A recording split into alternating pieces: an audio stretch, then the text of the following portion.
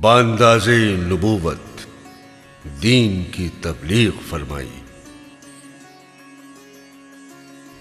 بالفاظ دیگر پیغمبر ہندوستاں خواجہ،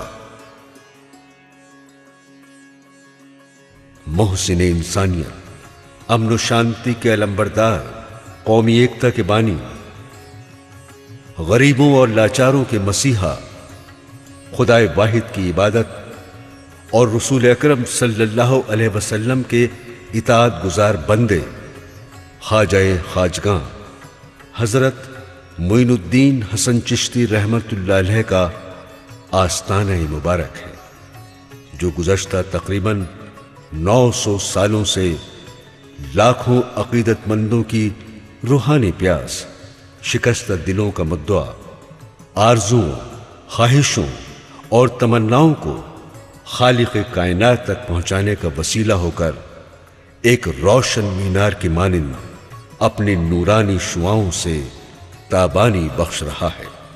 دنیا کے کونے کونے سے عقیدت اور محبت کے متوالے اس شہر میں بلا تفریق مذہب و ملت، ہندو، مسلمان، سکھ، عیسائی، سب ایک ہی رنگ میں شرابور نظر آتے ہیں۔ اس آستانے پر یہ پہچاننا مشکل ہے کہ کون کون ہے۔ سب کی زبان پر صرف ایک ہی کلمہ ہوتا ہے، یا غریب نواز، اور یہ سب نہ صرف گلہائے عقیدت پیش کرتے ہیں بلکہ اپنی پیشانی کے ساتھ دل بھی سجدہ ریز کر دیتے ہیں۔ دربار خواجہ پر دیکھنے والوں کو قومی ایکتا کا ایک مثالی مرکز نظر آتا ہے، اور زبان پر یہ شعر بے ساختہ آ جاتا ہے: دیار ہند میں اجمیر ہی ایک ایسا مقام جہاں پہ ملتے ہیں دیر و حرم غریب نواز۔ خواجہ نے تو بھارت کی، خواجہ نے تو بھارت کی تقدیر بدل ڈالی، خواجہ نے تو بھارت کی تقدیر بدل ڈالی، خواجہ نے تو بھارت کی تقدیر بدل ڈالی، خواجہ نے تو بھارت کی تقدیر بدل ڈالی، اے تقدیر بدل ڈالی، تقدیر بدل ڈالی، تقدیر بدل ڈالی، تقدیر بدل ڈالی، تقدیر بدل ڈالی، تقدیر وہ میرے خواجہ نے تقدیر، میرے خواجہ نے تقدیر بدل ڈالی، تقدیر بدل ڈالی، تقدیر بدل ڈالی۔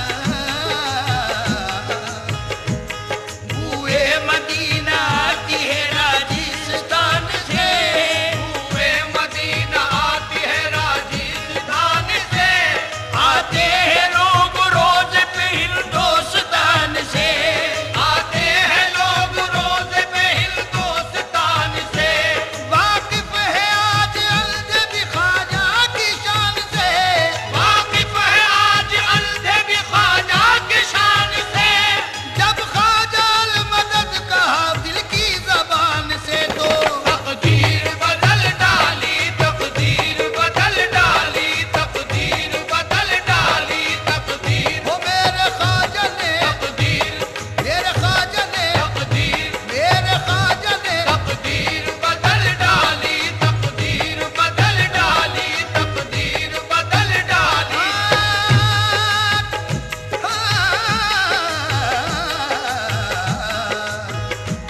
سنجر سے آئے ہند میں احسان کر دیا، سنجر سے آئے ہند میں احسان۔ حضرت خواجہ معین الدین چشتی رحمت اللہ علیہ سن 1051 عیسوی میں ایران کے صوبے صفان کے ایک چھوٹے سے قصبے سنجر میں پیدا ہوئے۔ آپ کے والد حضرت خواجہ غیاث الدین آل رسول صلی اللہ علیہ وسلم تھے۔ آپ کا سلسلہ نسب حضرت علی کرم اللہ وجہہ سے ملتا ہے، اور آپ کی والدہ ماجدہ حضرت ماہ نور ام الورا بھی آل نبی و آل رسول صلی اللہ علیہ وسلم تھی۔ آپ آل نسب ماں اور باپ سے حسنی حسینی سید ہے۔ جب آپ کی عمر 14 سال کی ہوئی تو والد کا سایہ سر سے اٹھ گیا اور چند دنوں بعد والدہ بھی داغ مفار پر گئی۔ آپ کے لیے دونوں صدمے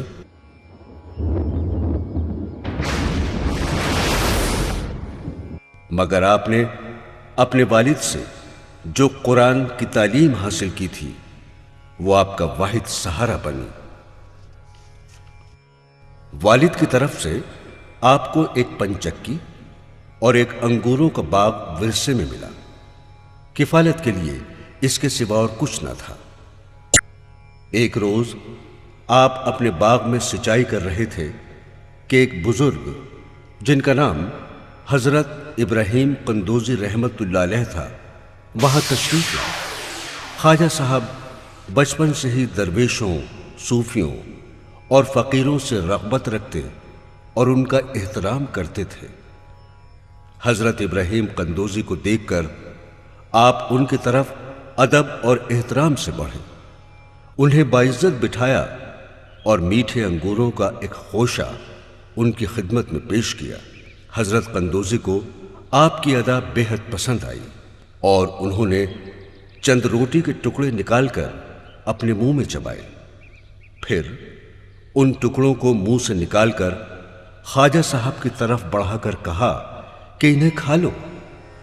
خواجہ صاحب نے حکم کی تعمیل کی اور پھر تو ان کی دنیا ہی بدل گئی۔ بزرگ نے خواجہ صاحب کو دعائیں دیں اور پھر اچانک نظروں سے اوجھل ہو گئے۔ خواجہ صاحب کی زندگی میں جیسے ایک انقلاب برپا ہو گیا، دل دنیا سے اچاٹ ہو گیا اور اللہ کی قربت دل میں سمانے لگی۔ آپ بے چین ہو اٹھے۔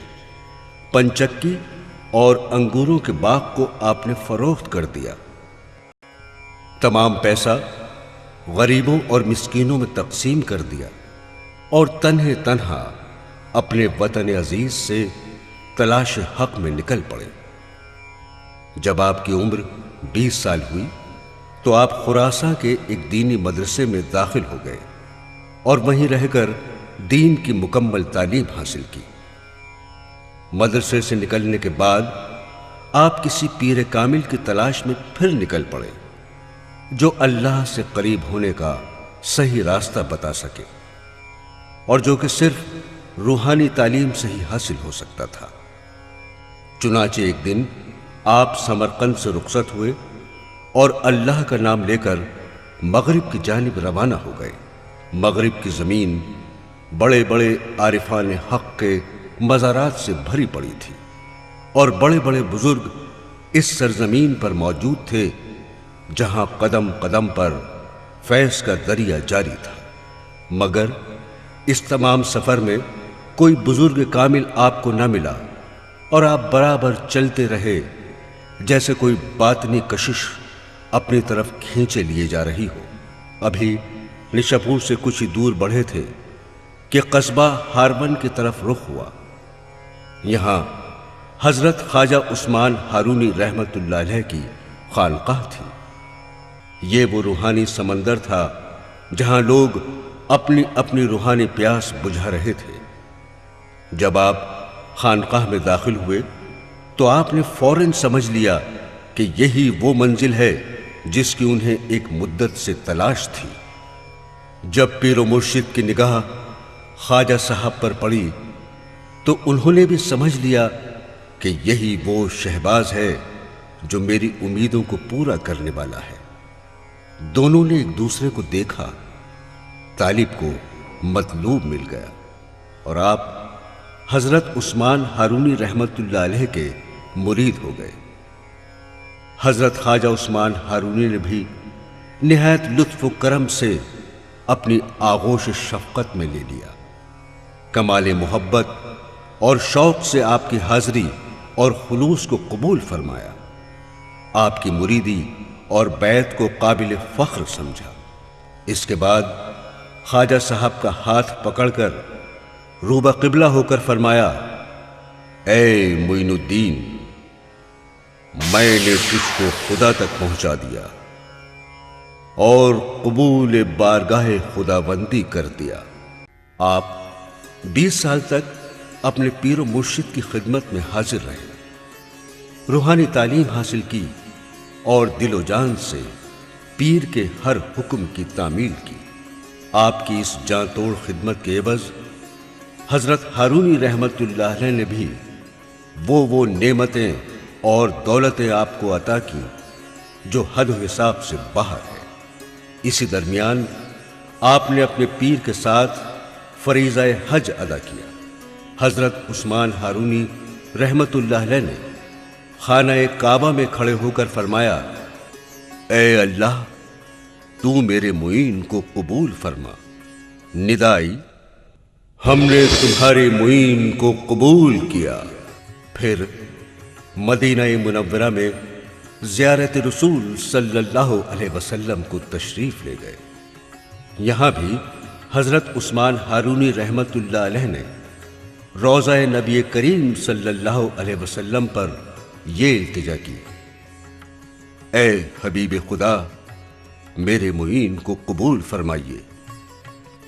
روضہ مبارک سے جواب آیا، اے عثمان، تمہاری دعا بارگاہ خداوندی میں قبول ہو چکی ہے، اور ہم نے بھی معین الدین کو دریاؤں اور زمین کا شیخ القطب بنایا۔ اپنے مرید کا یہ اعجاز جان کر حضرت عثمان ہارونی رحمت اللہ علیہ فرط مسرت سے جھوم اٹھے۔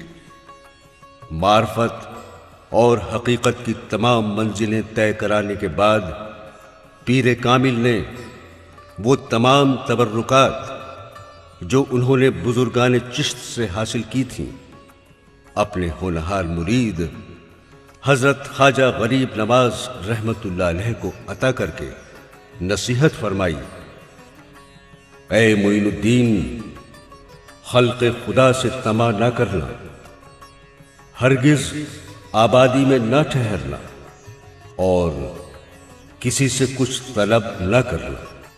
اس کے بعد ان کے سر اور آنکھوں کو بوسہ دیا اور فرمایا، میں نے تجھے خدا کے سپرد کیا۔ معین الدین حق کا محبوب ہے اور مجھے اس کی مریدی پر ناز ہے۔ حضرت غریب نواز رحمت اللہ علیہ اپنے پیر سے رخصت حاصل کر کے بغداد روانہ ہو گئے۔ وہاں سے فاقان اور استراباد ہوتے ہوئے اصفہان پہنچے۔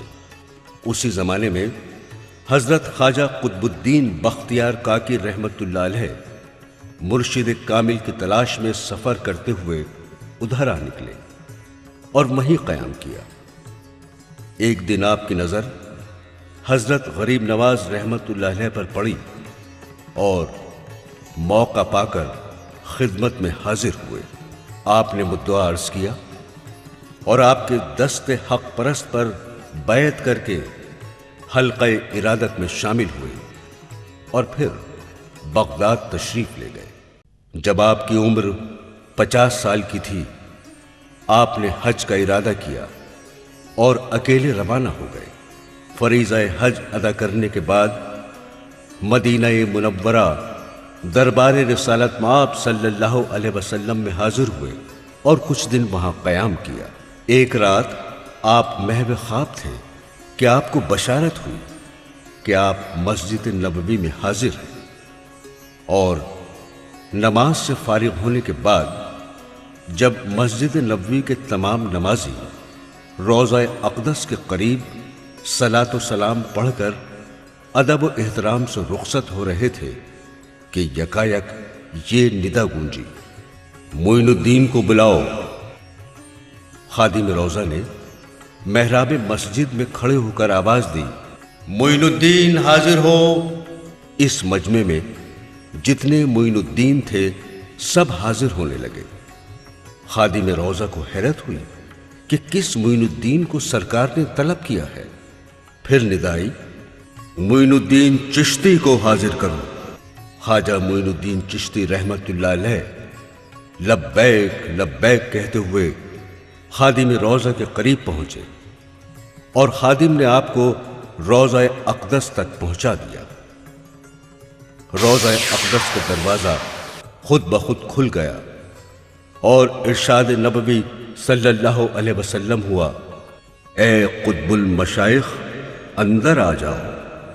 حضور غریب نواز عالم وجد میں روضہ اقدس کے اندر داخل ہوئے اور تجلیات نبوی صلی اللہ علیہ وسلم سے بے خود و سرشار ہو گئے۔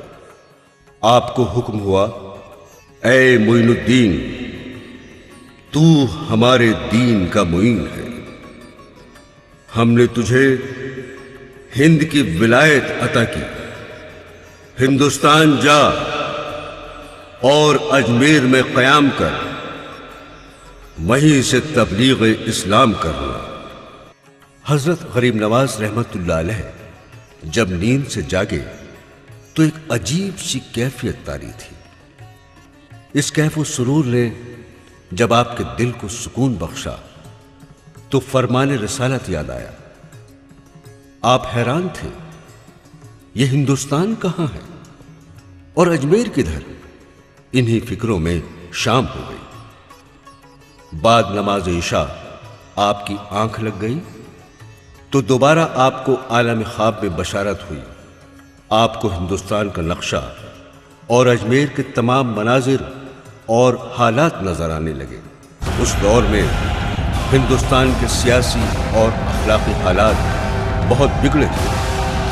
ذات پات اور چھوا چھوت کی لعنت نے عوام کی زندگی مشکل کر رکھی تھی، مگر یہ قانون قدرت ہے، جب جب زمین پر انسان کا دشمن ہوا اور انسانیت کو فنا کرنے کی کوشش ہوئی تو اس مالک کائنات نے اپنے بندوں کی بھلائی کے لیے رسولوں، پیغمبروں اور ولیوں کو اس روئے زمین پر انسانیت کا علمبردار بنا کر بھیجا۔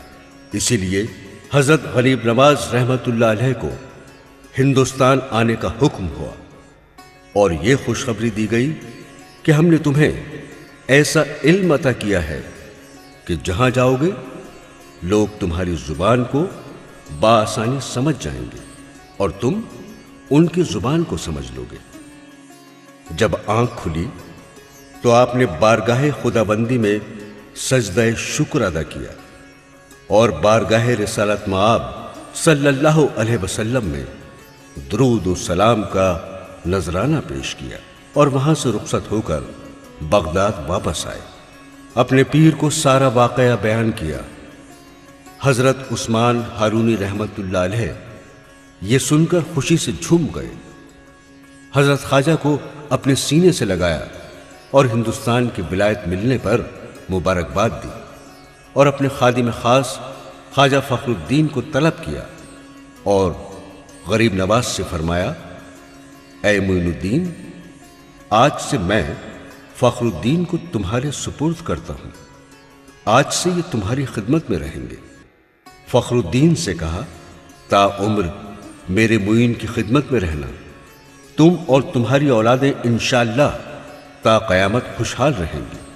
حضرت عثمان ہارونی رحمت اللہ علیہ نے حضرت خواجہ معین الدین چشتی رحمت اللہ علیہ کو خواجہ فخر الدین گردیزی رحمت اللہ علیہ، حضرت خواجہ قطب الدین بختیار کاکی رحمت اللہ علیہ اور دیگر مریدین کے ساتھ جانب ہند روانہ کیا۔ آپ تمام مریدوں کے ساتھ ہمدان، تبریز، اصفہان ہوتے ہوئے ملتان تشریف لائے۔ راستے میں بہت سے بزرگوں سے ملاقات ہوئی، دعائیں لی اور فیض حاصل کیا۔ جب آپ سبزوار پہنچے تو وہاں کا حاکم محمد یادگار، جو حد درجہ جابر اور ظالم حاکم تھا، اس سے ملاقات ہوئی۔ آپ کی ایک ہی نظر کرم نے اس کو آپ کا غلام بنا دیا۔ اس نے توبہ کی اور آپ کا مرید ہو گیا اور حلقہ ارادت میں شامل ہو گیا۔ اس دن آپ سبزوار میں رہے اور وہیں محمد یادگار کو تبلیغ اسلام پر مامور کر کے جانب ہند روانہ ہوئے۔ پہلے آپ لاہور آئے، یہاں آستانہ داتا گنج بخش رحمت اللہ علیہ پر حاضری دی۔ اور روحانی ملاقات سے فیضیاب ہوئے۔ پھر آپ لاہور سے دہلی روانہ ہوئے۔ کچھ دن دہلی میں قیام کیا اور دین کی تبلیغ کی۔ پھر اپنے خلیفہ حضرت قطب الدین بختیار کاکی رحمت اللہ علیہ کو دہلی میں رہ کر دین کی خدمت کرنے کا حکم دیا، اور آپ نے دوسرے ساتھیوں کے ساتھ اجمیر کا رخ کیا۔